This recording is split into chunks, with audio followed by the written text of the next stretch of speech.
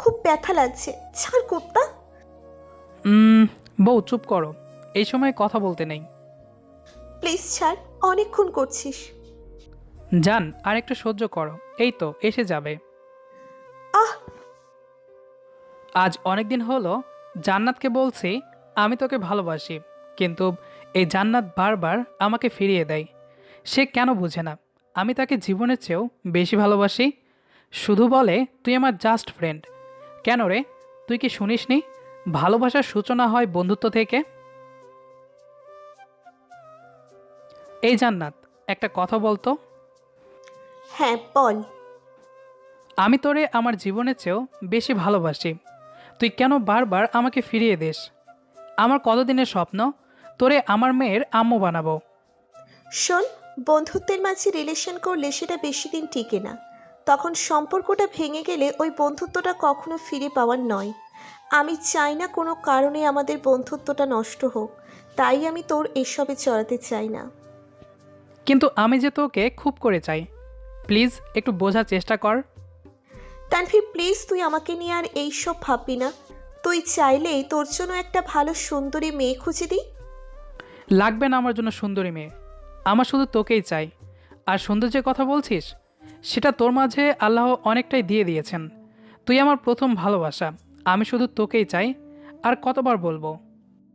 তুই এইসব চিন্তা মাথা থেকে ছেড়ে ফেল। ক্লাসের বেল দিয়েছে, চল ক্লাসে যাই। যাচ্ছি। তুইও শুনে রাখ, যদি এই জীবনে বিয়ে করতেই হয়, বিয়ে আমি তোকেই করব। দেখা যাবে।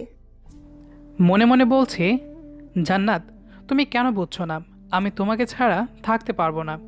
তুমি তো আমার জাস্ট বেস্ট ফ্রেন্ড। আমার মুখ দেখলেই বুঝে যাও আমি কেমন আছি, কি ভাবছি। আমার মনের কথাগুলো তুমি বুঝতে পারো। তবুও কেন বারে বারে থাকো দূরে সরে? তুমি না বলো বাঁচি কি করে? সবগুলো ক্লাস শেষ করে ক্যাম্পাসে বসে বন্ধুদের সাথে আড্ডা দিচ্ছি। এমন সময় চোখে পড়লো একটা ছেলে হাতে ফুলের তোড়া নিয়ে জান্নাতরে প্রপোজ করছে। আমি উঠে সেই দিকে যাচ্ছি। ছেলেটার প্রপোজ করা শেষ হতেই জান্নাত কিছু বলতে যাবে, ঠিক সেই মুহূর্তে ফুলের তোড়াটা কেড়ে নিয়ে পায়ের নিচে ফেলে পিষে ফেললাম। এ কি, আপনি এটা কি করলেন? আমি তো এই ফুলের তোড়া জান্নাতের জন্য নিয়ে আসছিলাম, আপনি সেটা নিয়ে পায়ের নিচে ফেলে পিষে দিলেন। ওই, তোর রাগ দূরে গিয়ে দেখা। আর শুনে রাখ, জান্নাত শুধু আমার মেয়ের আম্মু, সো ওর থেকে সবসময় দূরে থাকবি। তারপর জান্নাতের হাতটা টেনে ধরে বললাম, জান্নাত চলে আয়। তানভীর। আসতে বলছি, আয়। জান্নাত ভয় পেয়ে চুপচাপ আমার সাথে আসছে। আমার আজ খুব রাগ হচ্ছে। জান্নাতকে কেউ এভাবে প্রপোজ করার সাহস পায় কোথা থেকে? এই কলেজের সব ছেলেরাই জান্নাতরে ভাবি মানে, আর ওই ছেলেটা এসে জান্নাতকে সোজা প্রপোজ করে বসলো। ওই, তুই ছেলেটার সাথে অমন করলি কেন? কেন রে, তুই তো খুব ভালো করেই জানিস আমি কেন এমন করি। তাই বলে?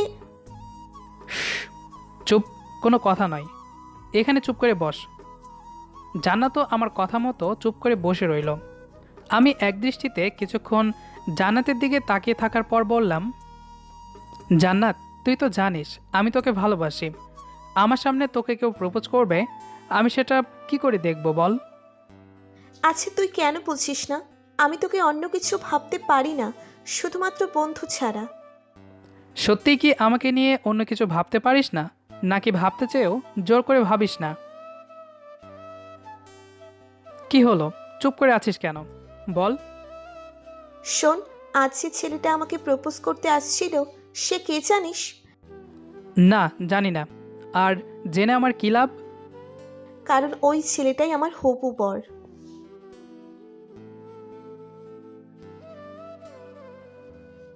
জান্নাত যে আমাকে এত বড় সারপ্রাইজটা দিবে, যা আমি ভাবা তো দূরে থাক, কোনোদিন দুঃস্বপ্নেও দেখিনি। জান্নাতের এই বিশাল আকারের সারপ্রাইজটা পেয়ে নিজের অজান্তেই দু চোখ বেয়ে পানি গড়িয়ে পড়ল। জান্নাত আমাকে ওই অবস্থায় রেখে বাসায় চলে গেল। আমার চারিদিক অন্ধকারে ছেয়ে গেল। দু চোখের সামনে সব কিছু কেমন যেন ঝাপসা হয়ে আসছে। তারপর হঠাৎ করে বুকের বাম পাশটায় খুব জোরে ব্যথা হতে লাগলো।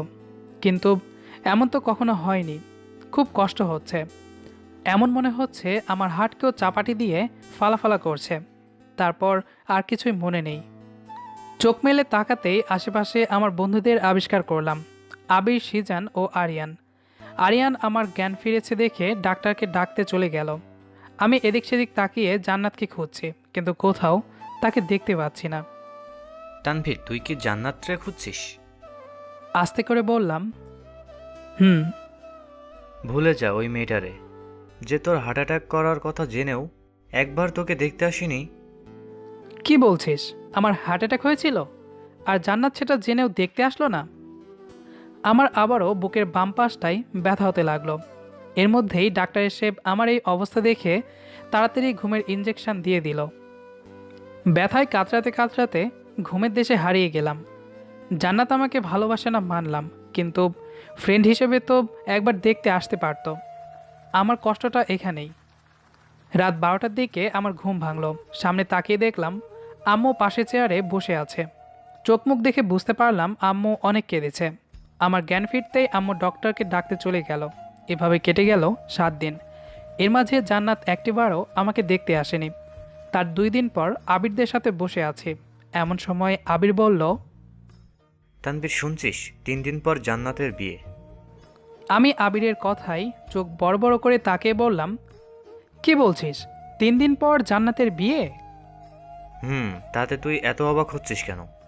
তুই জানিস না 1 মাস আগে জান্নাতের সাথে রাতুল নামের ছেলেটার বিয়ে ঠিক হয়ে আছে? ওই ছেলেটা একজন বড় ডক্টর। জান্নাত আর ওই ছেলেটার রিলেশন 6 মাসের। আবিরের কথায় আমি যে কতটা আশ্চর্য হয়েছি বলে বোঝাতে পারবো না। জান্নাত ওই ছেলেটার সাথে 6 মাস রিলেশন করছে আর আমি সেটা বুঝতেই পারিনি। আবির আবারও বলল, দোস, জান্নাত এতদিন তোর সাথে বন্ধুত্বের নাটক করেছে। তুই ওই মেয়েটাকে ভুলে যা। আমি আবিরের কথার প্রতি উত্তরে বললাম, সে হয়তো আমাকে ঠকিয়েছে, কিন্তু আমি তাকে সত্যি খুব ভালোবেসে ফেলেছি। তারপর আবির বলল, তাহলে তুই এখন কি করতে চাচ্ছিস? আমি আবিরের কথা শুনে মুচকি হেসে বললাম, আমি জান্নাতকে বিয়ে করব। কি বলছিস তুই? ওই ছলনাময়ীরে বিয়ে করবি? করব, কারণ আমি তাকে ছাড়া থাকতে পারবো না। তবে ও যা করেছে, আগে তার জন্য খুব ভয়াবহ শাস্তি দিব, যা সে কখনোই ভাবতে পারেনি। ওই মেয়ের সাথে তুই কি করতে চাচ্ছিস? একটু ক্লিয়ার করে বল তো। সেটা আমাদের পার্সোনাল, তোদের বলা যাবে না। তোরা শুধু আমার কাজে কিছুটা সাহায্য করবি, তাহলেই হবে। আমার কথায় সব বন্ধুরা সম্মতি জানালো। 2 দিন পর আজ জান্নাতের বিয়ে। আমি আছি জান্নাতের রুমের ব্যালকনিতে। এইমাত্র জান্নাত ওয়াশরুম থেকে গোসল করে রুমে আসলো। জান্নাতের পরনে গোলাপি রঙের 3 পিস আর লাল রঙের প্লাজো। আজ জান্নাতকে দেখতে একদম পরীদের মতো মনে হচ্ছে। এর আগে জান্নাতের রুমে কেউ এসে পড়ে তার আগেই আমি জান্নাতের রুমে ঢুকে গেলাম। আমাকে দেখে জান্নাত ভূত দেখার মতো চমকে উঠল। সাথে সাথে হাতে থাকা রুমালটা জান্নাতের মুখে চেপে ধরলাম। জান্নাত জ্ঞান হারিয়ে আমার বুকে মাথা রাখলো। অমনি জান্নাতকে কোলে উঠিয়ে বাড়ির পেছনে রাখা মই দিয়ে নেমে গাড়িতে উঠে বসলাম। আবির আর সিজান আগে থেকেই জান্নাতদের বাসায় পৌঁছে গাড়ি নিয়ে দাঁড়িয়েছিল। আমরা উঠতেই গাড়ি চলতে লাগলো। কিছুক্ষণ পর গাড়িটা গিয়ে থামলো কাজী অফিসের সামনে। আরিয়ান আগে থেকেই এখানকার সব কিছু গুছিয়ে রাখছে। জান্নাতকে গাড়ি থেকে নামিয়ে ভেতরে নিয়ে এসে চেয়ারে বসিয়ে দিলাম। কিছুক্ষণ পরই জান্নাতের জ্ঞান ফিরল। তারপর সে দেখলো সামনে কাজী। ডান দিকের চেয়ারগুলোতে আরিয়ান, আবির আর সিজান বসা। বামে তাকিয়ে আমাকে দেখেই ভয়ে ভয়ে বলল, তানভীর, এইসব কি হচ্ছে? দেখছিস না তোর আর আমার বিয়ে হচ্ছে? কি? আমি তোকে বিয়ে করব? কখনো না। আমি যাচ্ছি, রাতুল আমার জন্য অপেক্ষা করছে। এই বলে জান্নাত চেয়ার ছেড়ে উঠতে গেলে আমি ওর হাত ধরে টেনে আমার কোলে বসিয়ে দিলাম। ছাড় কুত্তা, তুই আমার শরীরে টাচ করবি না। বাবু, আগে বিয়েটা করে নি, তারপর দেখবা টাচ কাকে বলে। তোকে বিয়ে করব তবেই তো টাচ করবি? অনেক বলছিস, ভালোভাবে বলছি, কানে যাচ্ছে না।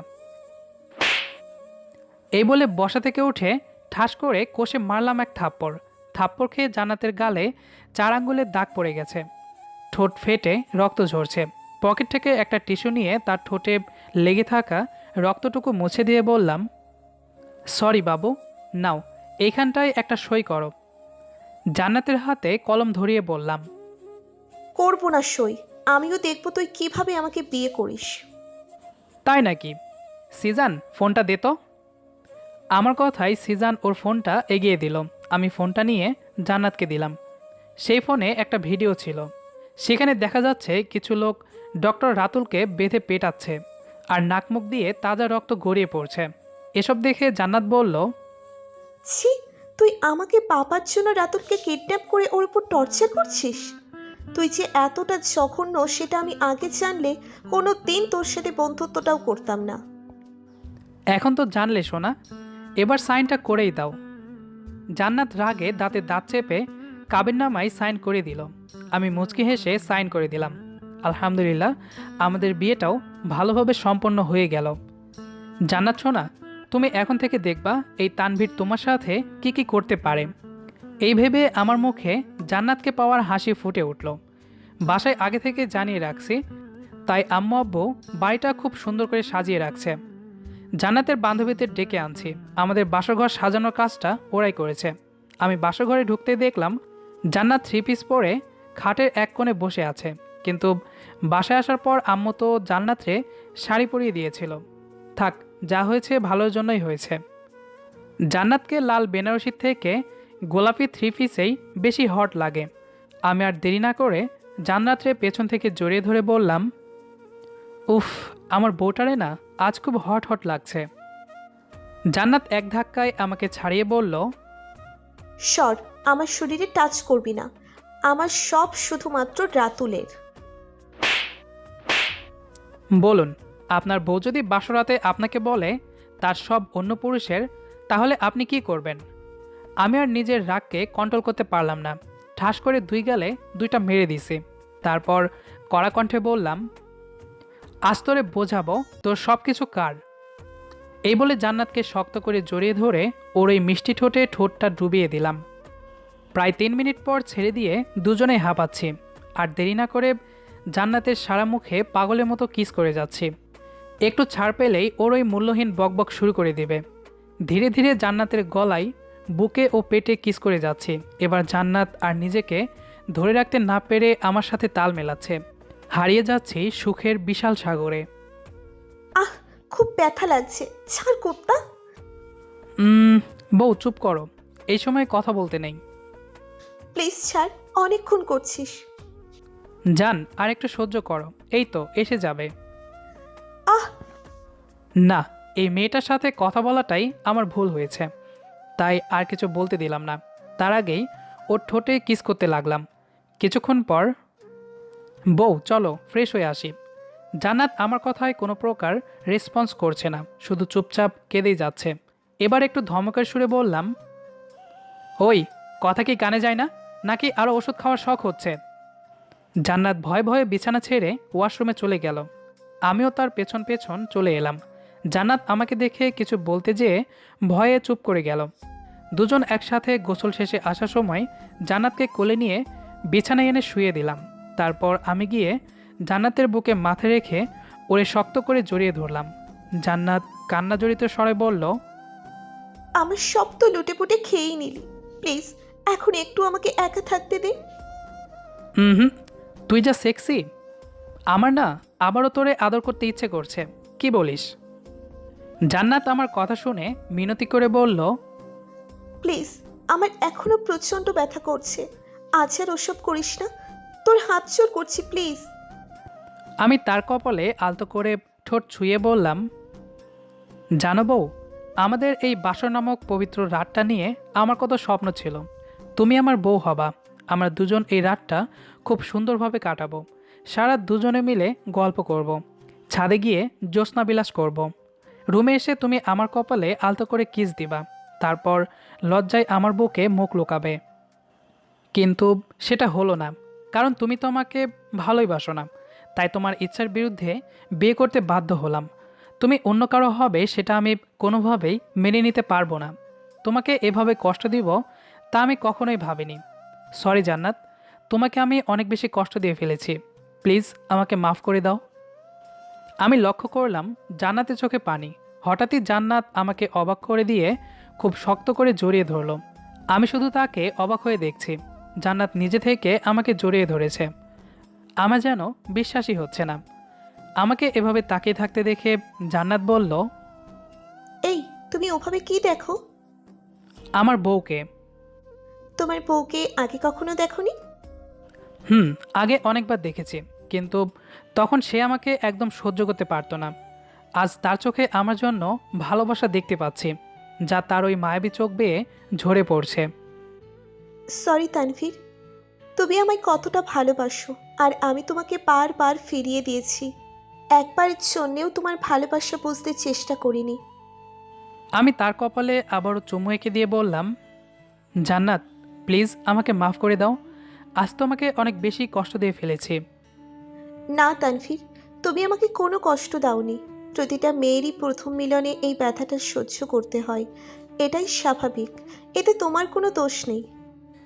আমি জান্নাতের গালে আলতো করে হাত বুলিয়ে বললাম, বউ, খুব ব্যথা পেয়েছ? আমি খুব সরি। আমি আমার জানটার এই নরম তুলতুলে গালে কখনো আঘাত করব না।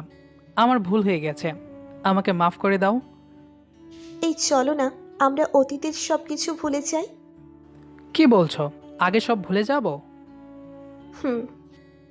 তাহলে আমাদের যে বাসর হলো সেটাও ভুলে যাব? জান্নাত কিছুটা লজ্জা মিশ্রিত কণ্ঠে বলল, এটাও ভুলে যাব। শুধু আমাদের বিয়েটা বাদে বাকি সব ভুলে যাও। তাই বউ, তাহলে চলো না, আমরা আজ আবারও বাসর করব। এই বলে জান্নাতকে আরও কাছে টেনে নিলাম। এই কি বলো? আমার খুব লজ্জা লাগছে। এত কিছুর পরও দেখছি আমার বউয়ের লজ্জা একটুও কমেনি। জান্নাত হঠাৎ করেই খুব রেগে গেল। তারপর আমার কলারটা শক্ত করে চেপে ধরে বলল, এই তোরে বলছি না, আগে যা হয়েছে সবটা ভুলে যাবি। সরি বউ, ভুল হয়ে গেছে, এবারের মতো ছেড়ে দাও। আমি আগে সব ভুলে গেছি। কিন্তু তার রাগ এখনও কমেনি। আচ্ছা যাও, আমার নামটাও ভুলে গেছি, এবার ঠিক আছে? জান্নাত টুপ করে আমার কপালে চুমু খেয়ে বলল, এবার ঠিক আছে। এই, আমাকে আদর করো। তাহলে কাছে আসো। আমি বলতেই জান্নাত এসে আমার কোলে বসে আমার মুখের দিকে এগিয়ে আসছে। তার গরম নিঃশ্বাস আমার মুখে এসে পড়ছে। কিছু বুঝে ওঠার আগেই ঝড়ের গতিতে চার ঠোঁট এক করে দিল। আবারও হারিয়ে গেলাম ভালোবাসার এক অপরূপ সুন্দর মুহূর্তে। আগেরবার আমার ভালোবাসা ছিল একতরফা, কিন্তু এবার আমরা দুজনে একে অপরকে ভালোবেসে ডুব দিয়েছি সুখের অতল সাগরে। পরের দিন সকালে ঘুম ভাঙতেই চেয়ে দেখি জান্নাত আমাকে মায়াভরা দৃষ্টিতে দেখছে। কাল রাতে জান্নাতের কথাগুলো বিশ্বাস করলেও পুরোপুরি হজম করতে পারেনি, কিন্তু এখন তার প্রতি কোনো সন্দেহ নেই যে সে আমাকে সত্যিই অনেক ভালোবাসে। আমি উঠে জান্নাতকে নিচে ফেলে দিলাম, তারপর তার মুখের দিকে এগিয়ে যাচ্ছি। জান্নাত তার ডান হাতের দুটো আঙ্গুল আমার মুখে ছুঁয়ে বলল, এই কি করছো? যাও, আগে ফ্রেশ হয়ে আসো। একটু আদর করি না প্লিজ, জাস্ট একটু। না, একদম নয়। আগে যাও, ব্রাশ করে আসো। মুখে কি দুর্গন্ধ আসছে? প্লিজ বউ, শুধু একটা কিস করব। না, আগে মুখ ধুয়ে এসো। এই বলে আমাকে ধাক্কা মেরে সরিয়ে দিল। আমি উঠে ওয়াশরুমে চলে আসলাম। কিছুক্ষণ পর ফ্রেশ হয়ে এসে দেখি জান্নাত শুয়ে শুয়ে মুচকি মুচকি হাসছে। গামছাটা সোফায় রেখে খাটে এসে জান্নাতের ওপর শুয়ে পড়লাম। তারপর কোনো কথা না বলেই চার ঠোঁট এক করে দিলাম। এভাবে দুষ্টু মিষ্টি খুনসুটিতে কেটে যাচ্ছে আমাদের জীবন। সবাই আমাদের জন্য দোয়া করবেন, আমরা যেন সারা জীবন এইভাবে একে অপরকে ভালোবেসে যেতে পারি। ভালো থাকবেন সকলে। গল্পটি আপনার কাছে কেমন লেগেছে সেটি অবশ্যই কমেন্ট করে জানাবেন। ভিডিওটি যদি ভালো লেগে থাকে তাহলে অবশ্যই বন্ধুদের সাথে শেয়ার করবেন। দেখা হবে আবারও নতুন কোনো গল্প নিয়ে। সেই পর্যন্ত আমাদের সাথেই থাকুন। ধন্যবাদ সবাইকে।